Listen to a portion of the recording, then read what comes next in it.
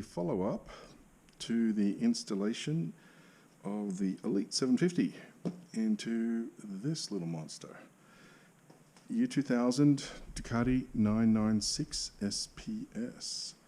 Now we can tell it's the SPS because those throttle bodies have two injectors each. It's got all the fancy suspension and the fancy carbon fiber stuff. It's also got this thing. That is the P8 ECU. But that's the thing that we've had so much trouble with over the years that I have installed the 750.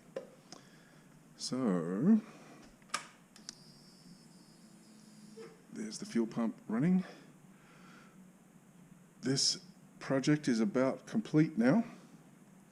The wiring harness is installed and everything's looking pretty good. It's still running pretty rich, so I still have to finalize the calibration of the fuel injectors. I've got it set for 310 cc per minute, I think it is, cc, 310 injectors, but the specs from the book actually say they're 300, but that was the closest I could get at the time. But I wanted to do this just to outline the settings in case anyone else wants to do anything similar, or for the next time I do it, in case I forget anything. So, the biggest issue I have found is that the trigger on this is picked up by the cam. I discussed that in the last video. So the trigger setup is here. Generic missing tooth on cam, 48 teeth, and 2 of which are missing. So that's a total of 48 teeth on the gear, with 2 that are missing. And 340 degrees after the 2 teeth pass the sensor, cylinder number 1 is at TDC. That's what that TDC angle means. We got this, and the sensor is a reluctor. It's not a digital sensor, it's just a magnet, and when a piece of ferrous metal passes that magnet, it generates an electrical signal. So thereby, when there's nothing passing through it, there's no voltage generated in that sensor. We're using the rising edge, so as the voltage increases is when that trigger is generated, and we don't have a ground connected to it. We're just using 2 wires from the sensor into the ECU. So that's all fine and dandy. That makes perfect sense. But the thing they don't talk about in the documentation or in their many YouTube videos or any of these circuit diagrams is that the cam is what we're using, as shown here.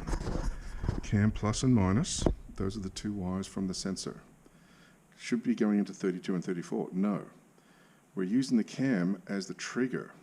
So we're actually using socket 31 and 33, as you can see here. So that's why I had some trouble, both when installing and running this on the Elite 1500, and then again on the 750. The biggest problem I had actually was the day I bought, or the day I got delivery of this ECU. I plugged it in, connected the wires for the power, started connecting the sensors, that's just the basic air temperature, coolant temperature, TPS, and all of a sudden the status light on the ECU started flashing white. Well, okay, turned out I had a bad ECU. Haltech were very generous in replacing it.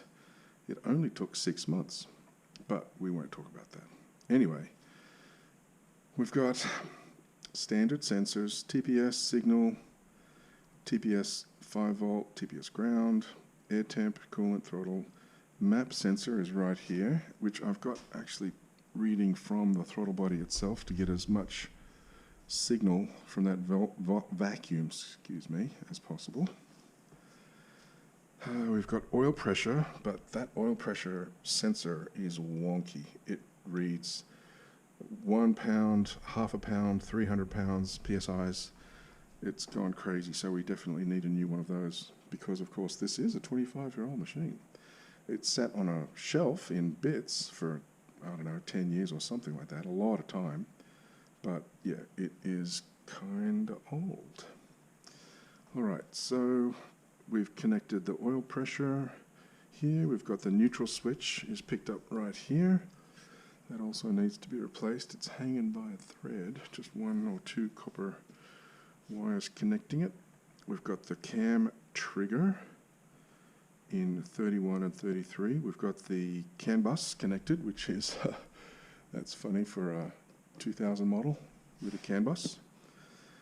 The tachometer is an outstanding issue. In order to show 13,000 RPM on this tachometer, it needs to see a signal of 420 Hertz. The only problem is this ECU, so far as I can find, is only capable of putting out 210 Hertz. So let's see if we can see. When you turn on the ignition, the tachometer reads 6.5, roughly, 6,500 RPM instead of the 13 that I want. So we're going to have to figure that out. Okay, we've got the fan is working. That's the tacho signal out. Supply, ground, blah, blah, blah, fuel pump, blah, blah, blah. LED for the oil pressure low is also the CAN bus OBD OBD2 signal. So if there's an engine check light, it just flashes. We've got the standard battery ground, the ECU injector power input. Now this doesn't make a whole lot of sense, but basically the relay, when you turn the key, the relay engages. It goes from the battery, positive, both to the injectors, all of the injectors, and to the ignition coil, and to the ECU. So that one relay does all three. Now I actually added a relay. So I've got, here we've got, one fuel pump relay, one ECU relay, and one fuel injectors relay.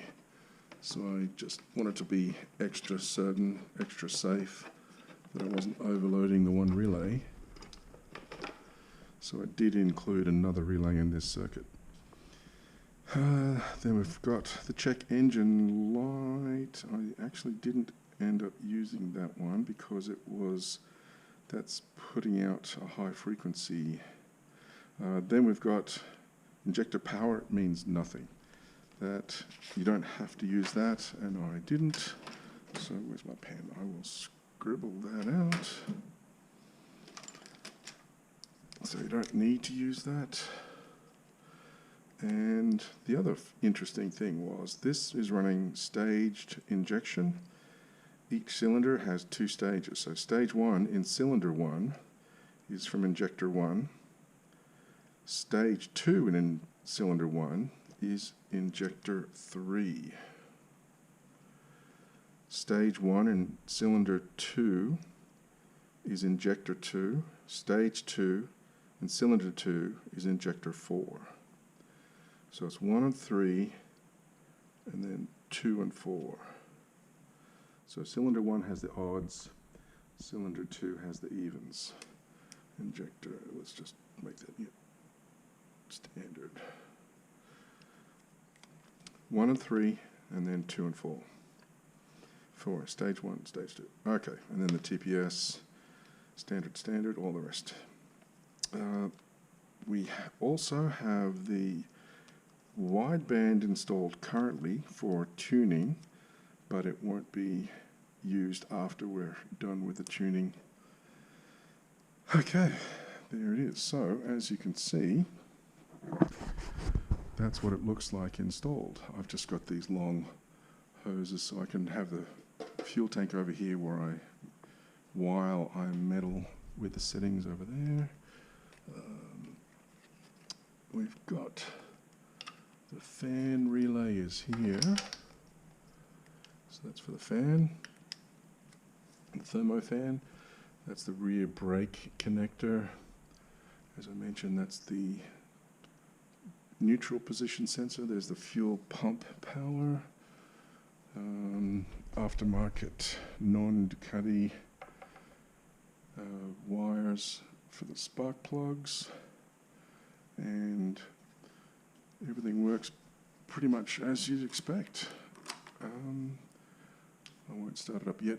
I'll start it up after I've got the doors open. Okay, so we've got, yep, we went through all that. Okay, here's the interesting thing. We're using volumetric efficiency to tune the engine. Air temp correction, gasoline. The fuel load is from the throttle, so basically, yeah, the more throttle means it needs more fuel. Fuel pressure has been calibrated. There's the fuel pressure tester. It's still reading almost 3 bar, even though it's been a few minutes. And 43.5 equals 3 bar. Okay, what else can we look at here?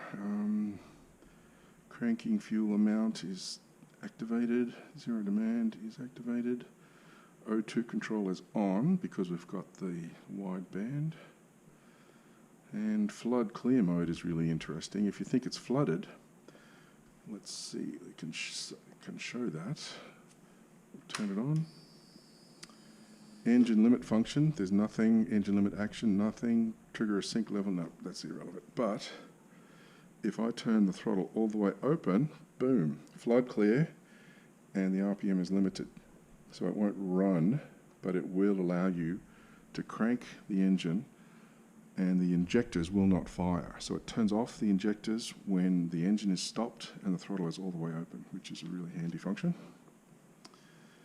Let's go back to here. Now we're working on a target lambda based on the map sensor. So because it's just ambient air pressure in here right now, that's around the 14.5 range.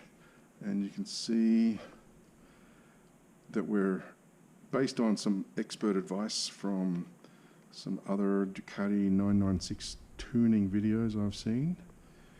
We're going to go from 12.8 to 13.9 at idle. And that's linear across all map ranges, map values. And that's what we're going to aim for. And the base map is here. So you can see that's based on fuel load, which is generated by the TPS, and RPM, which is here. So this is the volumetric efficiency range, which means how efficiently this engine can pump air every cycle. So at low RPM, I can move that out of the way. At low RPM, it's not expected to be very efficient. So we're expecting a volumetric efficiency in the 50s at low RPM. And at high throttle, around 100%, we're expecting, in the 86s, okay? So we're using that as a baseline, and we will use the short-term fuel trim adjuster to see if we need to add more or remove more fuel to match those numbers. So I've got air temperature, manifold air pressure. Just the ambient air pressure is picked up from the ECU right in there, so it knows the difference between ambient and manifold air pressure. Injector power is on. So, and I can't really look at other stuff. So the ignition coil is now on. Fuel pump just turned off. The fan is off, of course. Coolant temperature. Oil pressure, currently at almost nothing. Tachometer output frequency. Ignition is off. Ignition 1 is off, I should say. And that's the base ignition angle for this throttle. If I turn the throttle, it adjusts the ignition curve. And let's see, everything else is pretty self-explanatory. RPM. Let's take a look. Yeah, we've got all kinds of corrections. Overall correction. Oh, actually, I don't know why I turned that off. Coolant temperature. So if it's really hot, it corrects for it. If it's really hot outside, based on the air demand, and then there's the ambient atmospheric pressure, and overall correction of up to 10%. There's the lambda corrections. Yep, generic is on. Fuel composition, so we're not using corn juice, so we don't need to turn that on. O2 control is on. There's only one. There's no second bank. Target oscillation. So that's the AFR oscillation is specifically designed for catalytic converters and for emissions. So with that, you want to load up your catalytic converter with a lot of gas, unburnt fuel. Then you want to go lean, and then you want to go rich, and then you want to go lean, and that enables a catalytic converter to work most effectively. Okay, so we've got all basic settings in here, and like I said, this is going to be tuned on the dyno, so it's not so critical. Stage 1 injection. So there's the flow rate for the injectors, 310. I can't get the exact setting I want on those, so we're going to have to mess with that on the dyno. And stage 2 is exactly the same injectors. And then we've got the ignition.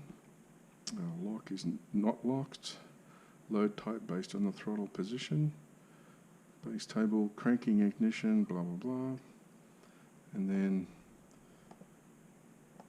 the actual values are here for the angle before top dead center, where the spark is fired for each cylinder.